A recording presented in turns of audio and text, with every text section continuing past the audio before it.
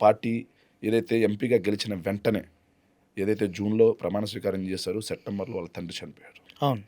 నల్ల కాలువ సాక్షిగా ప్రతి ఒక్కరికి ఏదైతే ఆయన ప్రామిస్ చేశారు, నేను మీ గడప గడపకు వస్తాను, అది ఊహించని ఆ ప్రభంజనాన్ని తట్టుకోలేని కాంగ్రెస్ పార్టీ ఆయన్ని పమ్మనలేక పొగబెట్టి పార్టీ నుంచి పంపించింది. పార్టీ పెట్టారు. పార్టీ పెట్టిన వెంటనే 16 నెలలు జైల్లో పెట్టింది. ఈ దేశ రాజకీయ చరిత్రలో 16 నెలలు ఒక వ్యక్తిని ఎవరినైనా జైల్లో పెడితే బాన్ విత్ గోల్డెన్ స్పూన్.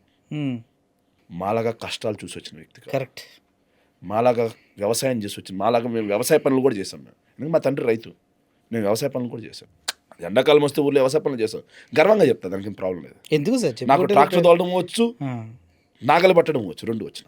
మా నాన్న నేర్పించాడు చిన్నప్పుడు నాకు.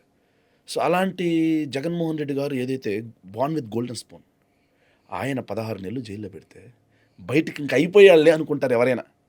బయటికి రాగానే ఆయన ఫేస్లో చిరునవ్వు తగ్గిందా? తగ్గలేదు కదా. ఆయన ఫైటింగ్ స్పిరిట్ తగ్గిందా? 67 మందితో మళ్ళీ వచ్చేసాడు. 23 మందిని, 5 మంది ఎంపీలని సంతలో పశువులు కొన్నట్టు కొన్నారు. క్యారెక్టర్ అసోసియేషన్ చేయించారు.